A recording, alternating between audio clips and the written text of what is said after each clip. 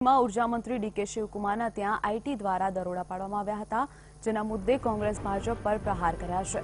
રણદીપ સુરજેવાલાએ આક્ષેપ કર્યા છે કે ભાજપ એજન્સીઓનો દુરુપયોગ કરી રહી છે, ત્યારે એનસીપી નેતા મંજીત મેમણે ધારાસભ્યો રિસોર્ટમાં રોકાયા હતા તે સમયે થયેલી આઈટી દરોડાને અયોગ્ય ગણાવી છે। તો જે રીતે ગુજરાતના કોંગ્રેસી ધારાસભ્યો જે રિસોર્ટમાં રોકાયા છે, જેમાં ગઈકાલે દરોડા પાડવામાં આવ્યા હતા આઈટી દ્વારા, જેના કારણે કોંગ્રેસ સંસદમાં આજે હોબાળો મચાવે તેવી શક્યતાઓ સામે આવી રહી છે। સાથે જ ગઈકાલે પણ લોકસભામાં આ મુદ્દે કોંગ્રેસ હોબાળો મચાવ્યો હતો। જણાવી દઈએ કે બેંગલુરુના મંત્રી ડીકે શિવકુમારના ઘરે તેમજ રિસોર્ટ પર આઈટી દ્વારા દરોડા પાડવામાં આવ્યા હતા।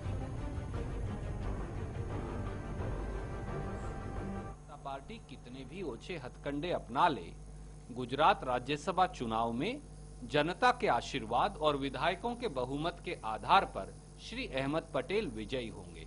ये भाजपा की बौखलाहट और झुंझलाहट है कि वो अब इनकम टैक्स की रेट्स और सीआरपीएफ की AK-47 का इस्तेमाल चुने हुए विधायकों की राय बदलने के लिए कर रहे हैं। उसका टाइमिंग जो है वो एक ऐसा है कि जब वो उसको पार्टी ने एक प्रभारी के तौर पर मुकर्रर किया है कि हमारे 40 से ज़्यादा जो विधायक वहाँ मौजूद हैं रिसोर्ट में कर्नाटका में, उनकी हिफाजत करे। तो ऐसी सूरत में उसे हरास करना और वहाँ रिसोर्ट में तक पहुँच जाना आईटी के अफसरान का, इससे ऐसा लगता है कि ये एक सिर्फ कानूनी जांच का काम नहीं था, बल्कि इसके पीछे बड़ी राजनीतिक कंस्पिरेसी है। कर्नाटकना ऊर्जा मंत्री ડીકે શિવકુમારના નિવાસસ્થાન અને તેમના રિસોર્ટ પર ઇન્કમ ટેક્સ વિભાગે દરોડા પાડ્યા હતા। બેંગલુરુના ઇગલ્ટન રિસોર્ટમાં આઈટીના દરોડાથી રાજકારણ ગરમાયું છે। વિપક્ષ કોંગ્રેસ આક્ષેપો કરી રહી છે કે સત્તાધારી ભાજપ બદલાની રાજનીતિ કરી રહ્યું છે। આ મામલે રાજ્યસભામાં પણ ભારે હોબાળો થયો હતો।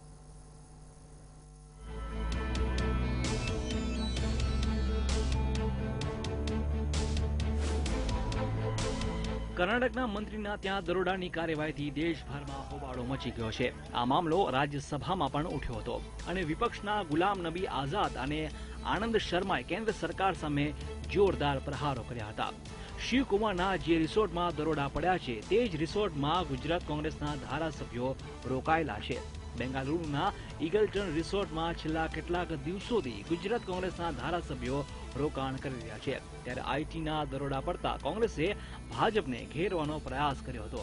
કોંગ્રેસના આનંદ શર્માએ કહ્યું છે કે દરોડાનો ટાઈમ અને જગ્યા પર સવાલો ઉભા થાય છે। તો ગુલામ નબી આઝાદે જણાવ્યું છે કે પહેલા માત્ર ગુજરાતમાં ડરનું વાતાવરણ હતું, પરંતુ હવે તે વાતાવરણ દક્ષિણ સુધી પહોંચ્યું છે અને દરોડા પાડવાના જ હતા તો આજે જ શા માટે પાડવામાં આવ્યા?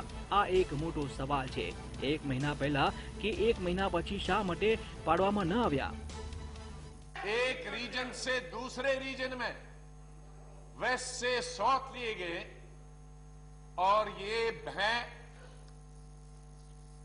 और खौफ और ये डर और अनफेयर प्रैक्टिसेस उनका पीछा वहां तक कर रहे हैं। इसका सीधा संबंध इन रेड का, माननीय फाइनेंस मिनिस्टर ने कहा, लीडर ऑफ द हाउस ने, कि एक व्यक्ति पर कर रहे हैं। ये व्यक्ति पे आप एक महीने बाद कर सकते थे, एक महीने पहले भी कर सकते थे। ये आज क्यों कर रहे हैं? क्योंकि वहां उनका खाना देने या पूछने चले गया है कि पार्टी से संबंध रखते हैं, तो आपने उसमें शक किया कि शायद पैसे बांट रहे हैं। पैसे बांटने का आरोप आपकी पार्टी पर है, हमारी पार्टी पर कोई आरोप नहीं है। तो आ मामले गुजरात कांग्रेस द्वारा पण जोरदार विरोध थई रह्यो छे। गुजरात कांग्रेसना नेता शक्तिसिंह गोहिले जणाव्युं छे के धारासभ्योने डराववा माटे आ केन्द्रनी चाल छे। जे समये धारासभ्यो गुजरातमां डरने कारणे बेंगालुरु આવ્યા છે, ત્યારે જ દરોડાની કાર્યવાહીથી કેન્દ્ર બેંગાલુરુમાં પણ કોંગ્રેસને ડરાવવાનો પ્રયત્ન કરી રહી છે। ऐसे केसेस में अगर आपको कुछ करना भी है, आप क्या 3 दिन रुक नहीं सकते थे कि जब हम चले जाए? पर ये रेड प्रोसीजरियल कुछ स्थिति करके नहीं, एमएलए को डरा दो, गुजरात में लाउड एंड क्लियर मैसेज दे दो कि अगर जहां उनकी सरकार है, उनका मंत्री भी शेल्टर देता है, तो हम उनके वहां रेड कर सकते हैं। खबरदार, अगर कोई इन विधायकों के साथ में खड़ा रहेगा, हम उसको छोड़ेंगे नहीं। તો આ સમગ્ર મામલે કેન્દ્રીય નાણામંત્રી અરુણ જેટલીએ જણાવ્યું છે કે અમે કોઈને ડરાવતા નથી. દરોડાની કાર્યવાહી એ માત્ર મંત્રીના નિવાસસ્થાને જ થઈ છે અને તે ઇન્કમટેક્સ વિભાગનું કામ છે.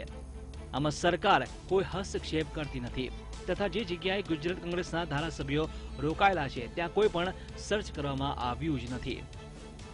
At resort where your MLAs are staying, no search has taken place. No MLA has been searched. A particular individual was to be searched. He had gone and parked himself in that resort. So the authorities, because they had to confront him with the recoveries, they had gone to get him to his residence. દરોડાની કાર્યવાહીને લઈ વિપક્ષના થઈ રહેલા આક્ષેપો સામે ગુજરાતના નાયબ મુખ્યમંત્રી નીતિન પટેલે જણાવ્યું છે કે આ ઇન્કમટેક્સની રેડ પડી એ જોગાનું જોગ હોઈ શકે, સંજોગો વસાત હોઈ શકે. શક્ય છે કે આ કોંગ્રેસના ધારાસભ્યો એ બનાસકાંઠામાં કે પૂરગ્રસ્ત વિસ્તારોમાં ફરજ બજાવતા હોત અને ત્યાં ન ગયા હોત તો પણ રેડ પડવાની હોત તો રેડ પડી જ હોત. એટલે એ ત્યાં ગયા છે માટે રેડ પડી છે એવું જોડી દેવું, સાંકળી લેવું એ મારી દ્રષ્ટિએ વ્યાજબી નથી. ઇન્કમટેક્સ વિભાગે કર્ણાટકના ઉર્જા મંત્રી ડી.કે. શિવકુમારના નિવાસ સ્થાને અને રિસોર્ટમાં દરોડા પાડ્યા હતા. સાથે જ અન્ય 39 જગ્યાએ પણ સર્ચ ઓપરેશન કરાયું હતું. શિવકુમારના નિવાસ સ્થાનેથી ₹5 કરોડની કેશ પણ મળી આવી હતી. Bureau report, VTV news.